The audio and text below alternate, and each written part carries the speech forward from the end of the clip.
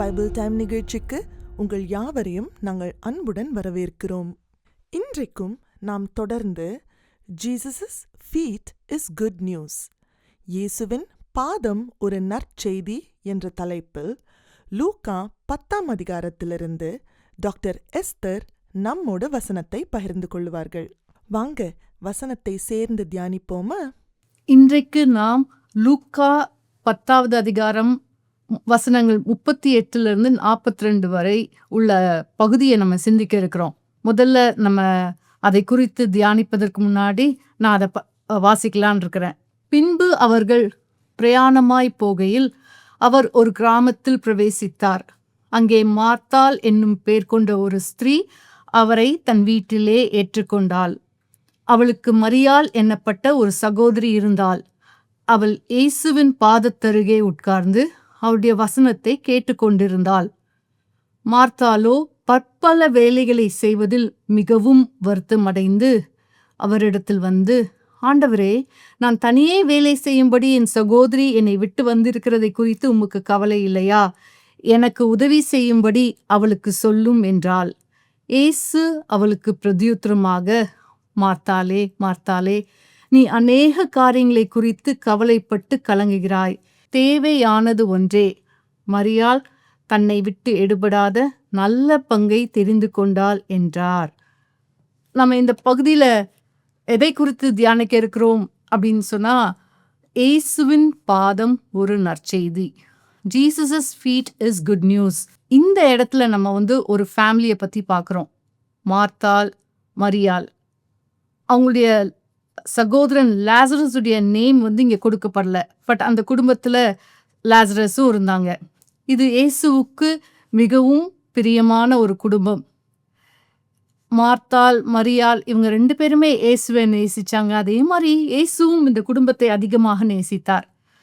இந்த சம்பவம் வேற எந்த இடத்துலையுமே ரெக்கார்ட் ஆகவே இல்லை. மத்தேயு, மார்க்கு, யோவான் எந்த பகுதியிலுமே கிடையாது. இந்த லூக்கா புத்தகத்தில் தான் இந்த சம்பவத்தை குறித்து நம்ம வாசிக்கிறோம். இங்கே நம்ம பார்க்குறது என்னன்னா, ஜீசஸ் ஒரு கிராமத்துக்கு நேராக போகிறாரு. அந்த கிராமத்துக்கு பெயர் பெத்தனி. இது எங்கே இருக்குன்னா 2 miles ஃப்ரம் ஜெருசலம். ஒரு 2 மைல் டிஸ்டன்ஸ், ஏறத்தாழ 2 மைல் டிஸ்டன்ஸ் தான் இந்த பெத்தனிக்கும் எருசலேமுக்கும். ஸோ அந்த பகுதிக்கு இயேசுவானவர் தன்னுடைய சீடர்களோடு போகும்போது மார்த்தாள் இயேசுவை அவளுடைய வீட்டிற்கு வரவேற்கிறாள். அதுதான் நம்ம இந்த 38வது வசனத்தில் பார்க்கிறோம். அங்கே மார்த்தாள் என்னும் பேர் கொண்ட ஒரு ஸ்திரீ அவரை தன் வீட்டிலே ஏற்றுக்கொண்டாள். ஸோ நம்ம எல்லாருக்குமே நல்லா தெரியும், when we have a guest, நம்ம வீட்டுக்கு யாராவது கெஸ்ட் வந்தாங்கன்னா the first thing we do என்னென்னா வீடை க்ளீன் பண்ணுவோம். முதல்ல கடகடன்னு சொல்லி ஒரு ஃப்ரெண்டோ இல்லைன்னா யாரோ நம்மளுக்கு தெரிந்த உறவினர்களோ வீட்டுக்கு வராங்க, நம்மளை விசிட் பண்ணுறாங்க, நம்ம பாஸ்டர்ஸ் விசிட் பண்ணுறாங்க அப்படின்னா சில நேரம் அந்த டைம் கரெக்ட் டைம் இல்லைன்னா எப்படியாவது ஒரு கொஞ்ச நேரத்துக்குள்ளேயாவது சரி செய்து விடுவோம். அடுத்தது என்ன செய்வோம்னா, என்ன சமைக்கிறது, நம்ம வீட்டுக்கு வரக்கூடிய விருந்தினருக்கு என்ன சமைக்கிறது, அதுதான் நம்மளுடைய கான்வர்சேஷனாக இருக்கும். எது செஞ்சால் ஈஸியாக இருக்கும், எது நல்லா இருக்கும், எது நல்லா டேஸ்டியாக வரும், எது நம்மளால் குக் பண்ண முடியும் அப்படின்னு சொல்லி பல டிஸ்கஷன் ஓடும். அதுதான் மேரி அண்ட் மார்த்தாக்கு நடுவில் ஓடுது. அப்படிப்பட்ட ஒரு டிஸ்கஷன் நடந்து கொண்டு இருக்கிறது. அப்படிப்பட்ட சூழ்நிலையில் தான் there's a knock on the door. உடனே மார்த்தா கொஞ்சம் சர்ப்ரைஸ்ட், ஐயோ சீக்கிரம் வந்துட்டாங்களே, இன்னும் கொஞ்சம் வேலை இருக்கே, ஃபினிஷிங் டச் இருக்கே அப்படின்னு சொல்லிட்டு. பட் மரியாள் என்ன சொல்கிறாங்கன்னா, டோன்ட் வரி மார்த்தாளே, கவலைப்படாதீங்க, நான் கொஞ்சம் கான்வர்சேஷன் பில்ட் பண்ணுறேன், அதுக்குள்ளே நம்ம எல்லாத்தையும் முடிச்சிடலாம் அப்படின்னு சொல்லிட்டு இயேசுவையும் அவருடைய சீஷர்களையும் வரவேற்கிறாங்க. அந்த house is buzzing with excitement, Joy. அங்கே ஒரே சந்தோஷம், ஏன்னா அவங்க வீட்டுக்கு ஒரு பெஸ்ட் கெஸ்ட் வந்திருக்காங்க. அப்படிப்பட்ட ஒரு காரியத்தை தான் நம்ம இந்த பகுதியில் வாசிக்கிறோம். அப்படி ஒரு கெஸ்ட் பெஸ்ட் குக்கிங் போயிட்டுருக்கு. அந்த வீட்டை ஒரு நல்ல ஒரு ஹாஸ்பிட்டபிள் பிளேஸாக மாற்றி அன்பான இயேசுவை அந்த இடத்துக்கு வெல்கம் பண்ணி அங்கே ஒரு கான்வர்சேஷன் போயிட்டுருக்கு. ஒரு டேபிள் டாக் மாதிரி சிம்பிள் டிஸ்கஷன் போயிட்டுருக்கு. அப்படி போயிட்டுருக்கும்போது ஒரு சீரியஸ் டீச்சிங் மொமெண்ட்டாக மாறுது. ஆண்டவர் இந்த உலகத்துக்கு தாம் வந்த பர்பஸ், எதற்காக வந்தார், அவர் தான் மேசியா அப்படின்னு சொல்லி பல காரியங்களை கற்றுக் கொடுத்துட்டு இருந்திருக்கலாம் அந்த சமயத்தில். அப்படி ஒரு பெஸ்ட் டீச்சிங் மூமெண்ட் போயிட்டு இருக்கும்போது மேரி என்ன செய்கிறான்னா, எல்லா காரியத்தையும் விட்டுட்டு வந்து அங்கே ஆண்டவருடைய பாதத்தருகே உட்கார்ந்திருக்கிறாள். நம்ம அந்த வசனத்தை வாசிக்கலாம். 39வது வசனம். அவளுக்கு மரியாள் என்னப்பட்ட ஒரு சகோதரி இருந்தால், அவள் இயேசுவின் பாதத்தருகே உட்கார்ந்து அவருடைய வசனத்தை கேட்டுக்கொண்டிருந்தாள். ஸோ மரியாளை பற்றி நம்ம இங்கே என்ன பார்க்குறோம்னா, அவள் வந்து இயேசுவின் பாதத்தருகே உட்கார்ந்திருந்தாள் அப்படின்னு சொல்லி. இது வந்து ஒரு டெக்னிக்கல் டேர்ம். ஒரு டிசைப்பிளுக்கு இப்படி தான் சொல்லுவாங்க. ஒரு டிசைப்பிள்னா they will sit at the feet of someone and study God's word, or rabbi கிட்ட இருந்து law கற்றுப்பாங்க அப்படின்னு சொல்லி சொல்லுவாங்க. So it's a technical term. அதை நம்ம பெஸ்ட்டாக அண்டர்ஸ்டாண்ட் பண்ணணும்னா, அப்போஸ்தலரில் 22வது அதிகாரத்தில் பவுலை பற்றி எப்படி கொடுத்துருக்குன்னா, அவன் கமாலியேலின் பாதத்தருகே கற்றுக்கொண்டான். he was educated at the feet of Gamaliel. அப்படின்னா என்ன அர்த்தம்னா, Gamaliel was the rabbi and Paul was a disciple. அவர்கிட்ட இருந்து கற்றுக்கொள்கிறான்னு சொல்லி. ஸோ அப்படிப்பட்ட ஒரு சூழ்நிலையை தான் நம்ம இந்த இடத்துல பார்க்குறோம். மேரி, மரியாள் இயேசுவின் பாதத்தருகே ஒரு சீஷனை போல உட்கார்ந்து கற்றுக்கொண்டு இருக்கிறாள். அந்த காலத்தில் வந்து பெண்களை வந்து டிசைபிள்ஸாக எடுத்துக்க மாட்டாங்க. ஏன்னா only men can be disciples. ஆனால் த கிரேட் ராபாய் ஜீசஸ் மரியாளை தன்னுடைய சீடராக அக்செப்ட் பண்ணி அங்கே she is learning from Jesus, இயேசுவிடமிருந்து கற்றுக்கொண்டு இருக்கிறாள். அப்படிப்பட்ட ஒரு காரியம் நடந்துட்டுருக்கு. நீங்கள் அந்த பகுதியை கேர்ஃபுல்லாக வாசிட்டிங்கன்னா, she was listening to Jesus அப்படின்னு சொல்லி வரும். நான் திரும்பவும் அதை வாசிக்கிறேன். அவருடைய வசனத்தை கேட்டு கொண்டிருந்தாள். she was listening to the words of Jesus. மரியாள் இயேசுவின் பாதத்தருகே உட்கார்ந்திருந்தாள். உட்கார்ந்து என்ன பண்ணிட்டு இருந்தான்னா, அவருடைய வசனத்தை கேட்டு கொண்டிருந்தாள். இந்த பகுதியில் நம்ம வாசிக்கும்போது ஒரு டிசைப்பிளாக, ஒரு சீஷனாக நம்ம மாறணும், இயேசு கிறிஸ்துவுக்கு ஒரு சீஷனாக வாழணும் அப்படின்னா மரியாள் என்ன செய்தாலோ அதை தான் நம்ம செய்யணும். ஸோ நான் ஒரு டெஃபினேஷன் கொடுக்கணும் இந்த பகுதியிலேருந்து, டிசைப்பிள்னா யார் அப்படின்னு சொல்லி ஒரு டெஃபினேஷன் கொடுக்கணும்னு விரும்பினேன்னா இப்படி கொடுக்கலாம். Disciple is someone who loves God supremely and cultivates a close personal relationship with him. இதை எப்படி நம்ம தமிழில் சொல்லலான்னா, ஒரு சீஷன் அப்படின்னு சொன்னால் ஆண்டவரை வந்து உண்மையாக நேசிப்பான், முழு மனதோடு நேசிப்பான். அது மட்டும் இல்லை, ஒரு க்ளோஸ் ஒரு ரிலேஷன்ஷிப், அந்த ஆண்டவரோடு ஒரு நல்ல நெருக்கமான உறவை ஏற்படுத்தி கொள்வான். அதுதான் ஒரு சீஷன் அப்படின்னு சொல்லி அர்த்தம். ஸோ மரியாள் உடைய வாழ்க்கையிலேருந்து நம்ம அதை தான் கற்றுக்கொள்கிறோம். அவள் ஒரு சீஷனாக, ஆண்டவரை நேசிக்கிற ஒரு மகளாக, அவரோடு ஒரு நல்ல ஒரு பர்சனல் ரிலேஷன்ஷிப் கொண்டுள்ள ஒரு மகளாக இருக்கிறாள். அங்கே வந்து குக்கிங் போயிட்டுருக்கு, வேலை போயிட்டுருக்கு, but she does not care about what's happening. ஏன்னா இப்போ ஒரு முக்கியமான டீச்சிங் மூமெண்ட், அதையெல்லாம் விட்டுட்டு இங்கே ஓடி வந்து உட்கார்றா. ஏன்னா அதுக்கு ரீசன் என்ன தெரியுமா? She does not want to miss the opportunity to be at the feet of Jesus. இது ஒரு முக்கியமான தருணம். இந்த ஆப்பர்ச்சுனிட்டி அவளுக்கு திரும்ப வருமா வராதா அவளுக்கு தெரியாது. ஸோ அந்த ஆப்பர்ச்சுனிட்டி அவள் மிஸ் பண்ண விரும்பலை. ஸோ நம்ம இவளுடைய வாழ்க்கையிலிருந்து, மரியாளுடைய வாழ்க்கையிலிருந்து நம்ம என்ன கற்றுக்கொள்ளலான்னா, ஒரு டிசைப்பிளாக நம்ம வாழணும்னா, ஆண்டவருக்கு ஒரு சீஷனாக வாழணும்னா ஆண்டவருடைய பாதத்தில் நம்ம உட்காரணும், ஆண்டவர் சொல்வதை நம்ம கேட்கணும். நிறைய நேரத்தில் இந்த பகுதியை வாசிக்கிறவங்க என்ன யோசிப்பாங்கன்னா, ரியல் லைஃப்க்கு இது வந்து சாத்தியமாகாது. ஏன்னா ரியல் லைஃப்பில் வந்து we are all busy. நம்ம எப்போவுமே பிஸியாக தான் இருக்கிறோம். நம்மளுக்கு வந்து சிலருக்கெல்லாம் 24 hours பத்தாது.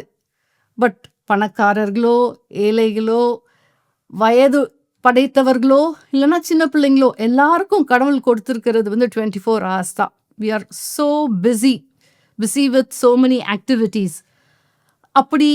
அப்படிப்பட்ட ஆக்டிவிட்டீஸ்லாம் தப்பே கிடையாது. நம்ம வந்து எப்படி மார்த்தாள் வந்து சமையல் அறையில் போய் பெஸ்ட் டின்னர் ப்ரிப்பேர் பண்ணிட்டு இருக்காங்களோ அது தப்பு கிடையாது.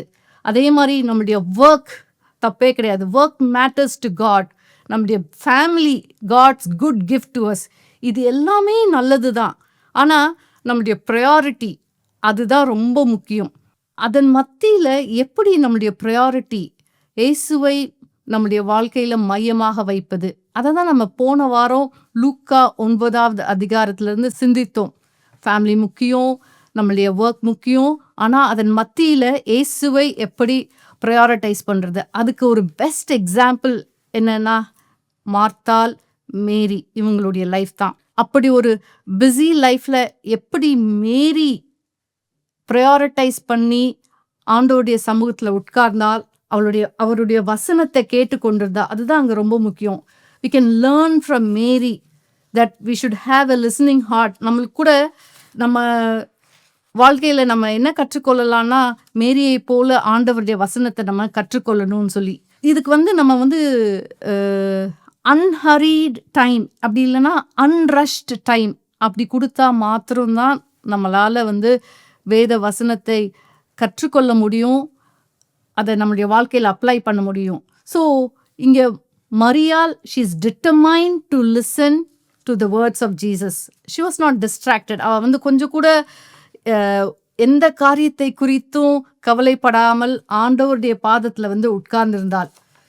இந்த இப்படிப்பட்ட மரியாளின் அனுபவம் தான் நம்மளுக்கு வேணும். இதை தான் நம்ம யோவான் 10வது அதிகாரத்தில் பார்க்கிறோம். அங்கே என்ன பார்க்கிறோம்னா, இயேசுவானவர் சொல்கிறார், என்னுடைய ஆடுகள் என் சத்தத்திற்கு செவி கொடுக்கும். My sheep listens to my voice, I know them and they follow me. எனக்கு என்னுடைய ஆடுகளை குறித்து தெரியும். ஆடுகள் என் சத்தத்தை கேட்கும். அதுக்கப்புறம் ஆடுகள் என்னை பின்பற்றும் அப்படின்னு சொல்றாரு. ஸோ அதை தான் இங்கே மரியாள் செய்கிறாங்க. ஆண்டவருடைய சத்தத்தை கேட்டு அந்த லிஸ்னிங் எப்படிப்பட்ட ஒரு லிஸ்னிங்னா, அவர் சொல்கிறத நான் எப்படி ஃபாலோ பண்ணலாம், அதுதான் வேதத்தில் நம்ம வாசிக்கக்கூடிய லிஸ்னிங். அதுதான் ஓல்ட் டெஸ்டமெண்ட்டாக இருக்கட்டும், நியூ டெஸ்டமெண்ட்டாக இருக்கட்டும், லிஸ்னிங் அப்படின்னு சொல்லி வரும்போது எப்படிப்பட்ட ஒரு லிஸ்னிங்னா, நான் கேட்பதை எப்படி என்னுடைய வாழ்க்கையில் நான் அப்ளை பண்ணுறது, அந்த விதமான லிஸ்னிங் தான் மேரிக்கிட்ட இருந்துச்சு.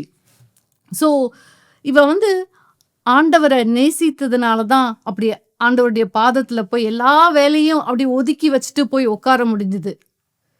நான் இன்னைக்கு உங்ககிட்ட ஒரு கேள்வி கேட்கலான் இருக்கேன். To you love Jesus? நீங்கள் இயேசுவை சொந்த இரட்சகராக ஏற்றுக்கொண்டிருக்கலாம். ஆனால் நீங்கள் இயேசுவை நேசிக்கிறீர்களா?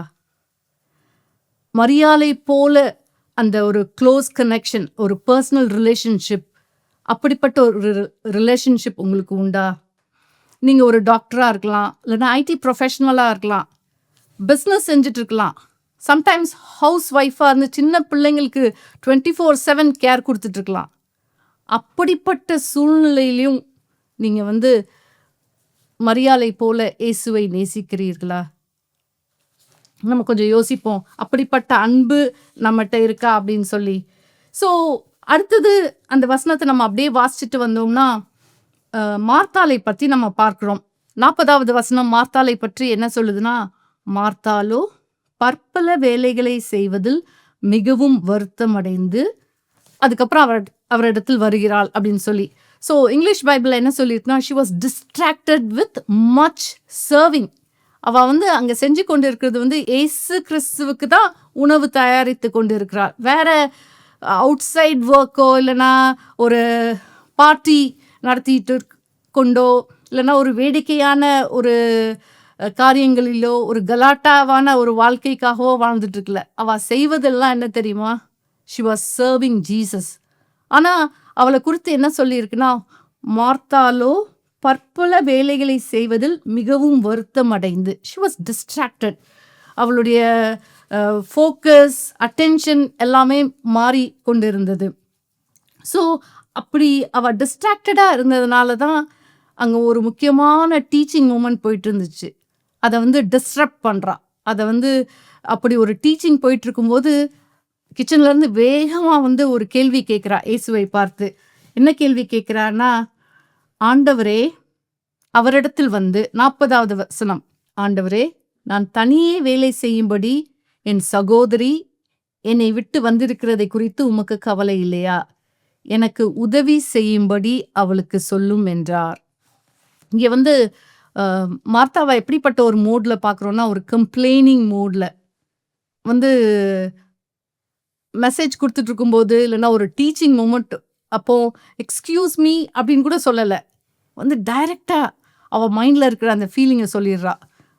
கடவுள்கிட்ட என்ன சொல்கிறான்னா, டோன்ட் யூ கேர், நான் தனியாக வேலை செஞ்சிட்ருக்கேனே, என் சிஸ்டர் இப்படி உம்முடைய பாதத்தருகே உட்கார்ந்து கேட்டுக்கொண்டு இருக்கிறாள், அவளை கொஞ்சம் எனக்கு ஹெல்ப் பண்ணபடி சொல்ல முடியாதா அப்படின்னு சொல்லி ஜீசஸே ப்ளேம் பண்ணுறா. கடவுள்கிட்ட அந்த கேர் இல்லை, கன்சர்ன் இல்லை அப்படின்னு சொல்லிட்டு.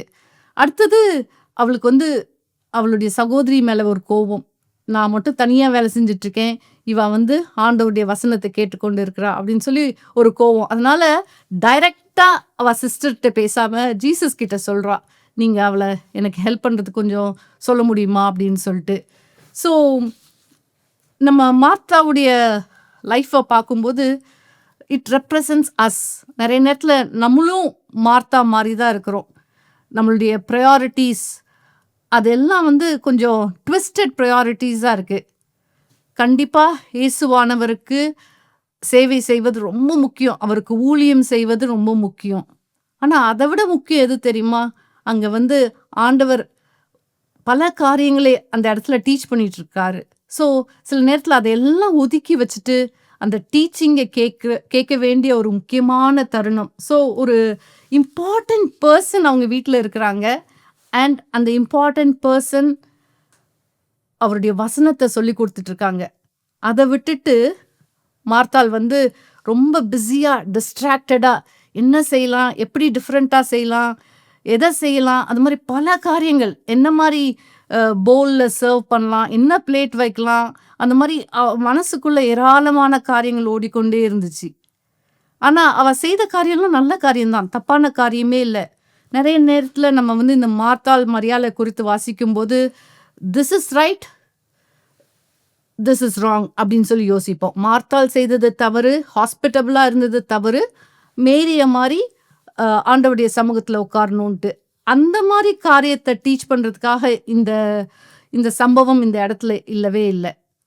மார்த்தாள் செய்ததும் ரைட்டு, ஆனால் அந்த ப்ரையாரிட்டி, இந்த நம்பர் 1 ப்ரையாரிட்டி, அவளுடைய சென்டர் ஆஃப் லைஃப் எதுவாக இருக்கணும்னா மரியாதை போல ஆண்டவருடைய சமூகத்தில் உட்கார்ந்து அவருடைய சத்தத்தை கேட்க வேண்டியது தான் அவளுடைய ப்ரையாரிட்டியாக இருக்கணும். இந்த பகுதியை நம்ம வாசிக்கும்போது இன்னொரு மிஸ் அண்டர்ஸ்டாண்டிங் நம்மளுக்கு வரக்கூடியது என்னென்னா, நம்ம நிறைய ஆக்டிவிட்டீஸில் இன்வால்வ் பண்ணுவோம்ல, மினிஸ்ட்ரிஸ் செய்கிறோம், அது வந்து ரொம்ப முக்கியம் கிடையாது. ஆண்டவருடைய சமூகத்தில் வந்து எப்பொழுதுமே உட்கார்ந்து தான் இருக்கணும் அப்படின்ற அதுதான் முக்கியம் அப்படின்னு சொல்லி கூட ஒரு மிஸ் அண்டர்ஸ்டாண்டிங் வருவதற்கு வாய்ப்பு இருக்குது. ஏன்னா நம்ம கிறிஸ்தவர்களாக நம்ம பல ஊழியங்களில் இன்வால்வ் பண்ணுவோம், கொயரில் இன்வால்வ் பண்ணுவோம், யூத் மினிஸ்ட்ரியில் இன்வால்வ் பண்ணுவோம், சண்டே ஸ்கூல் சின்ன பிள்ளைகளுக்கு ஆண்டவரை குறித்து சொல்லுவோம், அதுக்கப்புறம் மிஷனரிஸ்க்காக ஜெபிப்போம், திருச்சபை காரியங்களில் பங்கேற்போம். இது மாதிரி பல காரியங்களில் வந்து நம்ம ரொம்ப இன்வால்வ் பண்ணுவது உண்டு. ஸோ இது எல்லாமே ரைட். ஆனால் அது எல்லாம் செஞ்சுட்டு ஆண்டவருடைய சமூகத்தில் உட்கார்ந்து ஆண்டவருடைய வசனத்தை கேட்காம இருப்பது தான் தவறு. நிறைய நேரத்தில் வந்து நம்மளுக்கு வந்து சூப்பரான ஒரு எக்ஸைட்மெண்ட் கொடுப்பது என்ன தெரியுமா? ஆக்டிவிட்டீஸ். ஊழியங்களில் அநேகரோடு இணைந்து செய்கிறது வந்து ஒரு கிரேட்டஸ்ட் ஜாய் கொடுக்குது. அதை காட்டிலும் நம்மளுக்கு வந்து ஒரு கிரேட்டஸ்ட் ஜாய் எது கொடுக்கணும்னா ஆண்டவருடைய சமூகம், ஆண்டவருடைய பிரசன்னம், ஆண்டவருடைய வார்த்தை. அதை தான் இங்கே வந்து இயேசுவானவர் கரெக்ட் பண்ணுறாரு. இந்த சம்பவத்தை ஏன் லூக்கா 10வது அதிகாரத்தில் இந்த பகுதியில் வைத்திருக்கிறார் என்பதை நம்ம குறித்து கொஞ்சம் யோசித்தோம்னா இது நமக்கு ரொம்ப பிரயோஜனமாக இருக்கும். இந்த லூக்கா 10வது அதிகாரத்தில் அந்த ஃபர்ஸ்ட் பார்ட்டில் நம்ம என்ன வாசிக்கிறோம் அப்படின்னா, இயேசுவானவர் 70 பேரை 2 பேராக கிராமத்துக்கு அனுப்புகிறார், 35 டீம்ஸ். இயேசுவானவர் அந்த சிலுவை மரணத்திற்கு போவதற்கு முன்பதாக அநேக கிராமத்திற்கு சென்று இந்த ரிப்பென்டன்ஸ் பற்றி பேசணும், எப்படி kingdom of God has come, ஆண்டவருடைய ராஜ்யம் எப்படி ஆரம்பிக்கப்பட்டுள்ளது அதை குறித்து அறிவிக்கணும் அப்படின்னு சொல்லி 2 பேராக 70 பேரை அனுப்புகிறாரு. அப்படி அனுப்பும்போது பிரசங்கிக்க சொல்கிறாரு, டீச் பண்ண சொல்கிறாரு. அதுக்கப்புறம் ஹீல் த சிக், சுகவீனமாக இருக்கிறவங்கள சுகப்படுத்துங்க அப்படின்னு சொல்லி அவங்கள அனுப்புகிறாரு. அவங்க எல்லாம் பல கிராமங்களுக்கு சென்று விட்டு திரும்பி வராங்க, வந்து பயங்கர எக்ஸைட்மெண்ட்டோடு வராங்க. என்ன சொல்கிறாங்கன்னா, டீமன்ஸ், பிசாசுகள் கூட எங்களுக்கு கீழ்ப்படுகிறது அப்படின்னு சொல்லி.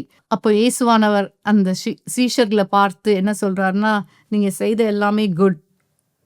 அவர்தான் ஊழியம் செய்யறதுக்கு பல கிராமத்திற்கு அனுப்புறாரு. ஸோ எல்லாமே நல்லது. ஸோ நீங்க எதை குறித்து சந்தோஷப்படணும் தெரியுமா? பிசாசுகள் உங்களுக்கு கீழ்ப்படுகிறது அப்படின்னு சொல்லி அதை குறித்து, நீங்க செய்த காரியங்களை குறித்து சந்தோஷப்படாமல், உங்களுடைய பெயர் பரலோகத்தில் எழுதப்பட்டிருக்கிறது, அதை குறித்து சந்தோஷப்படுங்கள் அப்படின்னு சொல்லி அவங்களுடைய அண்டர்ஸ்டாண்டிங்கை கரெக்ட் பண்றாரு. அடுத்தது நீங்க அதே 10வது அதிகாரத்துல இன்னொரு பேசேஜ் வருது. அந்த பேசேஜை நான் வாசிக்கிறேன். 25வது வசனம். அப்பொழுது நியாயசாஸ்திரி ஒருவன் எழுந்திருந்து அவரை சோதிக்கும்படி, போதகரே, நித்திய ஜீவனை சுதந்திரித்து கொள்ளும்படி நான் என்ன செய்ய வேண்டும் என்று கேட்டான். ஸோ அவனுடைய கொஸ்டின் என்ன தெரியுமா? நான் என்ன செய்ய வேண்டும்? அப்படி அவன்கிட்ட திரும்ப ஒரு கேள்வி கேட்டு அவன்கிட்ட இருந்தே பதில் பெற்றுக்கொள்கிறார் இயேசுவானவர். அதுக்கப்புறம் நீங்க பார்த்தீங்கன்னா அவன் திரும்ப ஒரு கொஸ்டின் கேட்குறான், ஹூ இஸ் மை நெய்பர்? அதுக்கு இயேசுவானவர் என்ன சொல்றாருன்னா, are you a neighbour to those in NEET? அந்த குட் சமாரிட்டனுடைய ஸ்டோரியை சொல்றாரு. அந்த ஸ்டோரியுடைய ஃபைனல் இது என்னன்னா, are you a neighbour to those in NEET? தேவையுள்ள ஒரு மனிதருக்கு நீ ஒரு நெய்பரா அப்படின்னு சொல்லிட்டு.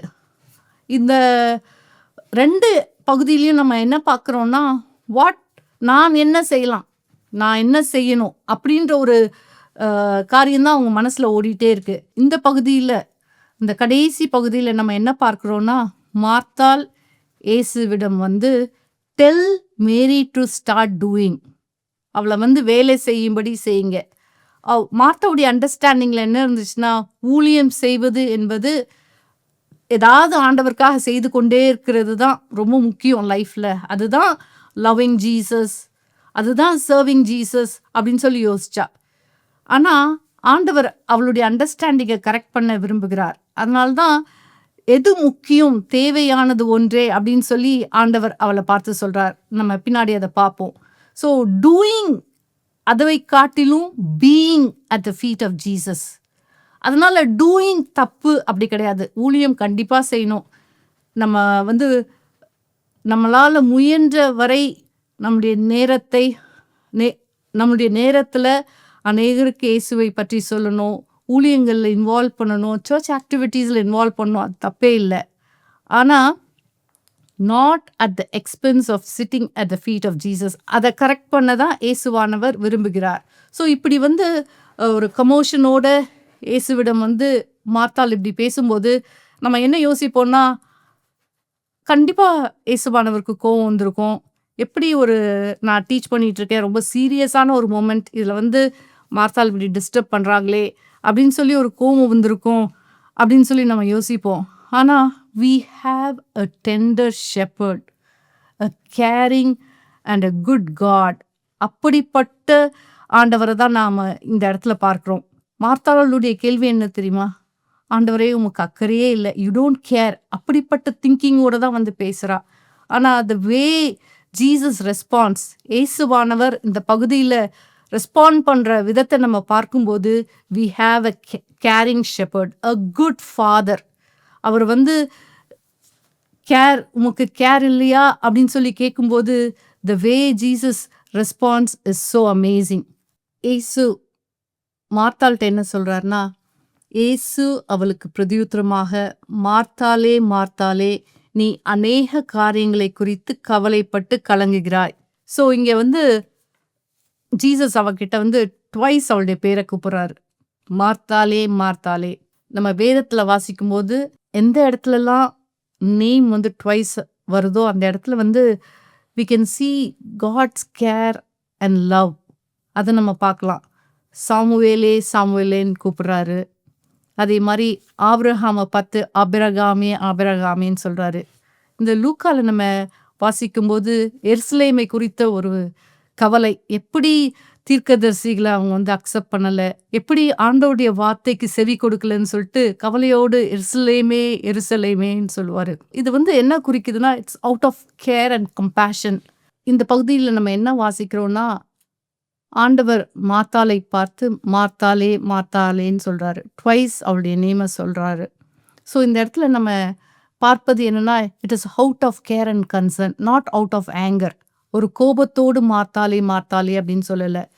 ஸோ அப்படி நம்ம ஒரு பர்சனல் ரிலேஷன்ஷிப் இந்த ஆண்டவரோடு வைக்கணும்னா தினமும் நம்ம வேதத்தை வாசிக்கணும். நம்மளுடைய பெஸ்ட் டைம், யாருமே நம்மளை டிஸ்டர்ப் பண்ணாத ஒரு டைமில் உட்கார்ந்து வேதத்தை வாசிக்கணும், அவருடைய சத்தத்தை கேட்கணும், அதுக்கப்புறம் அதன்படி செய்யணும். அப்போ தான் நம்ம வந்து we are good listeners அப்படின்னு சொல்லி அர்த்தம். இதை வந்து பல விதங்களில் நம்ம செய்யலாம். நம்மளுடைய ரெகுலர் குவைட் டைம் மார்னிங் நம்ம தினமும் வேதத்தை வாசித்து ஜெபிப்பது மூலமாக செய்யலாம். we can study, memorize God's word. நம்ம வேத வசனங்களை வந்து மனப்பாடமாக கற்றுக்கொள்ளலாம். அடுத்தது நம்ம ஸ்பௌஸ், நம்முடைய ஹஸ்பண்டோடு சேர்ந்து வேதத்தை வாசிக்கலாம். ஒரு குட் குரூப்போடு சேர்ந்து ஆண்டவருடைய வார்த்தையை படித்து கற்றுக்கொள்ளலாம். ஆண்ட்ரூ போனார் 18th செஞ்சுரியில் இருந்த ஒரு தேவனுடைய மனிதர் இப்படி சொல்றாரு, by the grace of God and the strength of the Holy Spirit I desire to lay down a rule, not to speak to man until I have spoken with God, not to do anything with my hand till I have been upon my knees, not to read letters or papers until I have read something of the Holy Scripture. அவர் என்ன சொல்கிறாருன்னா, நான் காலையில் எழுந்து வேதத்தை வாசிக்காமல் ஆண்டவர்கிட்ட பேசாமல் நான் எந்த மனிதனோடும் பேச மாட்டேன், எந்த ஒரு நியூஸ் பேப்பரையோ எதையும் படிக்க மாட்டேன். அவர் இந்த காலத்தில் இருந்தாருன்னா எப்படி சொல்லியிருப்பாருன்னா, என்னுடைய செல்ஃபோனை நான் டச் பண்ணவே மாட்டேன் ஆண்டவருடைய சமூகத்தில் உட்காராம அப்படின்னு சொல்லியிருப்பாரு. ஸோ இந்த பகுதி நம்மளுக்கு கற்றுக் கொடுக்குற ஒரு முக்கியமான காரியம் அதுதான். நம்மளுடைய ப்ரையாரிட்டிஸ், நம்மளுடைய லைஃப்ஸ் ப்ரையாரிட்டிஸ் நம்மளுக்கு வந்து நிறைய இருக்கலாம். ஆனால் அதில் வந்து ஆண்டவருடைய சமூகத்தில் நம்ம உட்காராமல் வேற எந்த காரியத்தையும் செய்யக்கூடாது, எந்த ஒரு ஊழியத்தையும் செய்யக்கூடாது, எந்த ஒரு முக்கியமான காரியமாக கூட இருக்கலாம், ஆண்டவருக்கே சமைக்கக்கூடிய ஒரு முக்கியமான காரியமாக கூட இருக்கலாம்.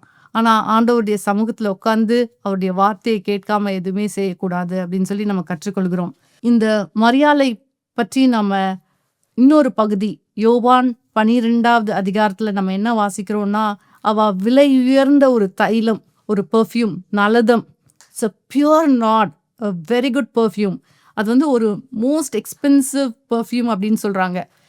எப்படின்னா ஒரு 1 year wages, நம்மளுடைய ஒரு வருட சம்பளத்துக்கு இணையான ஒரு பெர்ஃப்யூம், அதை கொண்டு வந்து இயேசுவின் பாதத்தில் ஊற்றி அவளுடைய தலை முடியினால் வந்து அதை துடைக்கிறா.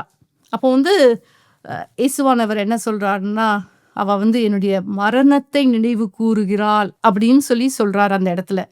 ஸோ இயேசுவோடு இருந்த 12 சீஷர்கள் கூட அவர் ஏன் இந்த உலகத்துக்கு வந்தார் என்பதை அந்த உயிர்த்தெழுதலுக்கு முன்னாடி அவங்களால அறிந்து கொள்ளவே முடியல. ஆனால் நம்ம இந்த வேதத்தை வாசிக்கும்போது, மரியாளுடைய வாழ்க்கையை குறித்து வாசிக்கும்போது, இவ ஒருத்தர் தான் இயேசு இந்த உலகத்துக்கு ஏன் வந்தார் அப்படின்னு அறிந்து கொண்டார். அவளால் மட்டும் எப்படி அண்டர்ஸ்டாண்ட் பண்ண முடிஞ்சது? ஏன் அவளுடைய 12 சீஷர்களால் அதை அண்டர்ஸ்டாண்ட் பண்ண முடியலன்னா, அவள் வந்து இயேசுவின் பாதத்தில் உட்கார்ந்து அவர் என்ன சொல்கிறாருன்னு கவனமாக கேட்டதுனால தான் அவருடைய பர்பஸ், லைஃப்ஸ் பர்பஸ், எதற்காக இந்த உலகத்துக்கு வந்தார் என்பதை அவளால் அறிந்து கொள்ள முடிந்தது. இன்றைக்கும் நம்ம வாழ்க்கையில் அநேக காரியங்கள் நம்மளை டிஸ்ட்ராக்ட் பண்ணிகிட்டே இருக்கும். அது எல்லாமே குட் திங் தான், பேட் திங் கிடையாது. எதுவுமே ஒரு தீமையான காரியம் இல்லை, எல்லாமே நல்ல காரியம்தான். நிறைய applications, work commitments, family commitments, இல்லைன்னா கம்யூனிட்டிக்கு நம்ம கொடுக்க வேண்டிய கமிட்மெண்ட், சர்ச் கமிட்மெண்ட்ஸ், அதுக்கப்புறம் மினிஸ்ட்ரியில் இருக்கக்கூடிய கமிட்மெண்ட்ஸ், இது மாதிரி பல டிஸ்ட்ராக்ஷன் நம்ம வாழ்க்கையில் இருந்து கொண்டே தான் இருக்கும். அப்படிப்பட்ட ஒரு பிஸி லைஃப்லையும் நம்மளுடைய ப்ரையாரிட்டி எதுவாக இருக்கணும்னா, இந்த மரியாளை போல ஆண்டவருடைய சமூகத்தில் உட்கார்ந்து அந்த பெஸ்ட் திங்கை தெரிந்து கொண்டால்னு மரியாளை குறித்து மார்த்தாள் கிட்ட சொல்கிறார்ல. ஸோ அந்த மாதிரி நம்மளுடைய வாழ்க்கையிலையும் த பெஸ்ட் திங் எதுவாக இருக்கும்னா, இயேசுவோடு நமக்கு இருக்கக்கூடிய அன்பு, அந்த பர்சனல் ரிலேஷன்ஷிப், இயேசுவின் பாதம், அதுதான் நம்மளுக்கு ஒரு நல்ல செய்தியாக, நற்செய்தியாக இருக்க முடியும். ஜெபிப்போமா? ஆண்டவரே, இந்த நல்ல வேலைக்காக நாங்கள் உமக்கு நன்றி செலுத்துக்கிறோம். உடைய வேத வசனத்திற்காக நன்றி செலுத்துக்கிறோம் அப்பா. மரியாளை போல நாங்கள் உம்மை நேசிக்க, உம்மோடு ஒரு பர்சனல் ரிலேஷன்ஷிப் வைத்துக்கொள்ள எங்களுக்கு உதவி செய்யுங்க. உம்முடைய அன்பு பெரியது ஆண்டவரே. அந்த அன்பிற்கு அடிபணிந்து உம்முடைய சத்தத்தை கேட்டு உம்முடைய சித்தத்தை செய்ய எங்களுக்கு உதவி செய்யுங்க. இயேசுவின் நாமத்தில் ஜெபிக்கிறோம் பிதாவே. ஆமென். இட்ஸ் பைபிள் டைம் நிகழ்ச்சிக்கு எங்களோடு கூட வசனத்தை தியானிக்க வந்த உங்கள் யாவருக்கும் நன்றி. அடுத்த வாரம் லூக்கா 11ஆம் அதிகாரத்திலிருந்து The Lord's Prayer is Good News, கர்த்தருடைய ஜெபம் ஒரு நற்செய்தி என்ற தலைப்பில் doctor எபி will continue his teaching series. Don't miss joining us again next Saturday at 10 p.m. on Satyam TV. Until we meet you again, have a blessed week. Bye.